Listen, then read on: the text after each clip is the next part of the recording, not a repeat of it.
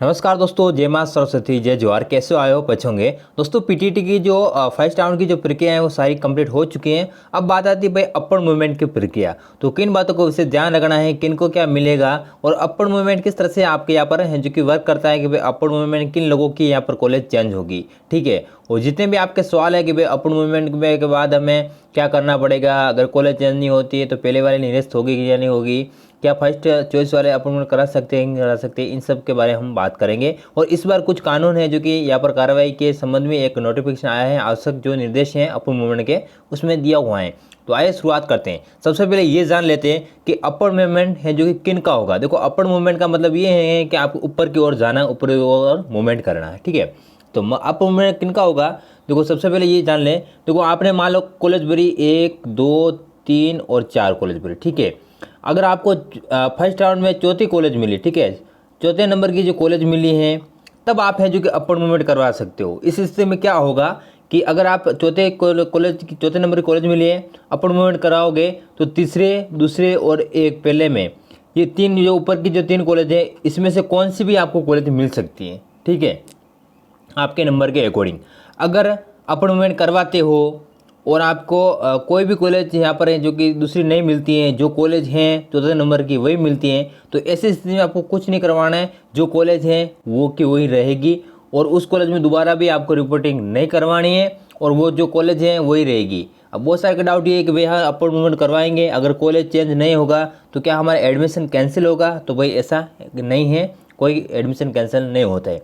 मान लो अगर आपको चौथे नंबर कॉलेज मिली है अभी और आप है जो कि आपको दोबारा है जो कि आप अपॉइंटमेंट करवाते हो, उसमें आपके तीसरे नंबर की कॉलेज मिल जाती हैं, तब आपको है जो कि तीसरे नंबर की जो कॉलेज मिलती हैं उसमें आपको दोबारा वही प्रक्रिया अपनानी है, वही आपको जाकर यहाँ पर काउंसलिंग वगैरह, यहाँ पर जो रिपोर्टिंग वगैरह वो करवानी है। ठीक है।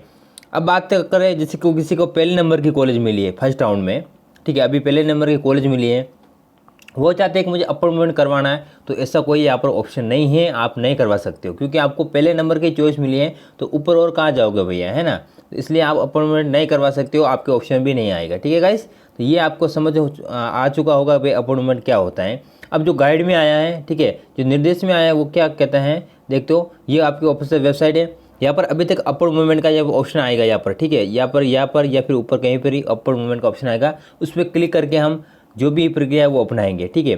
तो ऑफिशियल वेबसाइट पे आ जाना है, यहाँ पर देखो लिखा हुआ है अपर मूवमेंट के लिए आवश्यक दिशा निर्देश, इस पर आपको क्लिक करना है। जैसे आप इस पर क्लिक करोगे एक पीडीएफ खुलेगा, ठीक है, जिसमें आपकी सारी जानकारी दी हुई है कि भाई क्या है। देखो यहाँ पर लिखा हुआ केवल वही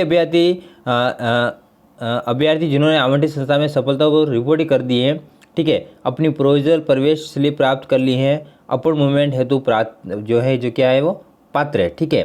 फर्स्ट चॉइस की कॉलेज आवंटित हुआ है वो अपर मूवमेंट के लिए पात्र नहीं है, देखो लिखा हुआ है साफ साफ क्लियर। ठीक है।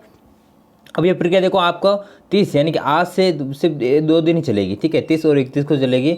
उसके बाद आपको देखो क्या है कि अपर मूवमेंट पे क्या किए, कैसे क्या करना है इसके बताया है कि भाई सर्वप्रथम आपको वेबसाइट पे जाना है, वहाँ पर एक लिंक दिया है उस पर क्लिक करना है। उसके बाद जो भी आवश्यक जानकारी है वो पोर्टल पर लॉगिन होगा, ठीक है, और आपके जो रजिस्टर मोबाइल नंबर उस पर OTP जाएगा। उसके बाद अपर मूवमेंट पे येस करके आपको सबमिट कर देना है। हालांकि वीडियो बना दूंगा कि डिटेल में आपको घर बैठे मोबाइल से अपर मूवमेंट कैसे करना है, लेकिन मेरे पास कोई ऐसे कैंडिडेट ऐसे भाई बहन नहीं है जिसका मैं अपर मूवमेंट कर सकूँ। अगर आपको विश्वास हो हम पे तो आप कमेंट में बता देना, ताकि आपको मैं फ्री में अपर मूवमेंट कर दूंगा और जो भी आपका चार्ज वार्ज कुछ नहीं लगेगा। ठीक है, अगर विश्वास हो तो ही करना। ठीक है, कोई फ्रॉड व्रॉड नहीं है। ठीक है। उसके बाद कोई 5 नंबर क्या है कि अपर मूवमेंट है हेतु अभ्यर्थी द्वारा काउंसलिंग के समय चुने गए संस्थाओं जो भी विकल्प हैं उस पर विचार किया जाए। कहने का मतलब ये है कि जो आपने जो कॉलेज भरे हैं, ठीक है, उसी से ऊपर के जो कॉलेज भरे हैं वही आपको मिलेंगे, ये कह रहा है। अपर मूवमेंट के पश्चात उसका जो रिजल्ट है वही कॉलेज चेंज हुआ कि नहीं हुआ वो 3 तारीख को आपको आएगा, 3/8 को। ठीक है। उसके बाद देखो यहाँ पर 7वां पॉइंट है कि अपर मूवमेंट के उपरांत, मतलब आपने अपर मूवमेंट कर दिया, नवीन अध्यापक शिक्षण संस्था आवंटन नहीं आवंटन होने की स्थिति में अपर मूवमेंट से पूर्व आवंटित अध्यापक शिक्षण संस्था जो आवंटित वो स्वतः निरस्त हो जाएगा। कहने का मतलब जो अभी मिला है वो ऑटोमेटिक कैंसिल हो जाएगा और नया आवंटित हो जाएगा। नया आवंटित होने के बाद दोबारा आपको जाकर वहाँ पर रिपोर्टिंग करवानी है। अगला है कि 8वां नंबर कि अपर मूवमेंट के उपरांत आवंटित अध्यापक शिक्षा संस्था में 3/8 से लेकर 5/8 तक आपको रिपोर्टिंग करवानी कंपलसरी है।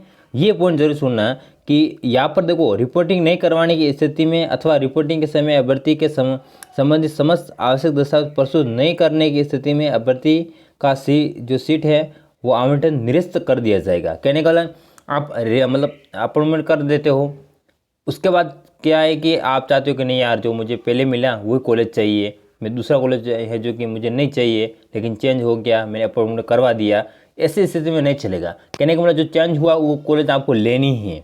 अगर आप नहीं लेते हो तो आपका जो एडमिशन वो कैंसिल कर दिया जाएगा और उससे संबंधित को उचित कार्रवाई भी आपसे की जा सकती है। इसलिए वही करें अपॉइंटमेंट जो अपना अपॉइंटमेंट करना चाहते हो। एक बार अपर के जो ऊपर जो कॉलेज भरे उसका देख ले भाई, उसका व्यवहार कैसा है, क्या है, उसका सिस्टम क्या है, उसके बारे में थोड़ा बहुत जान लें, उसके बाद ही आप अपॉइंटमेंट करवाएं। अन्यथा जो मिली है वो अच्छी है तो ही रहने दो, बाकी मत करवाना, ठीक है। जो आपकी इच्छा है वो आप पे डिपेंड करता है, इतने तो आप समझदार ही हो। अगला है कि अपॉइंटमेंट के उपरांत नया अध्यापक शिक्षा संस्था आवंटित नहीं होने की स्थिति में पूर्व में आवंटित अध्यापक शिक्षा संस्था जिस पर अभ्यर्थी ने स्वयं उपस्थित होकर रिपोर्टिंग की थी वही रहेगी। तो सारे के सारे आपके डाउट है क्लियर हो चुके होंगे कि भाई अपॉइंटमेंट क्या है क्या नहीं है, ठीक है गाइस। तो इस तरह से और भी कोई डाउट हो कमेंट में बता देना। अगर किन का करना है अपॉइंटमेंट हमें कमेंट करना ताकि मैं वीडियो बना सकूँ डिटेल में कि भाई कैसे क्या करना है, ठीक है गाइस। मिलते हैं नेक्स्ट वीडियो में, तब तक के लिए जय हिंद जय जवाहर।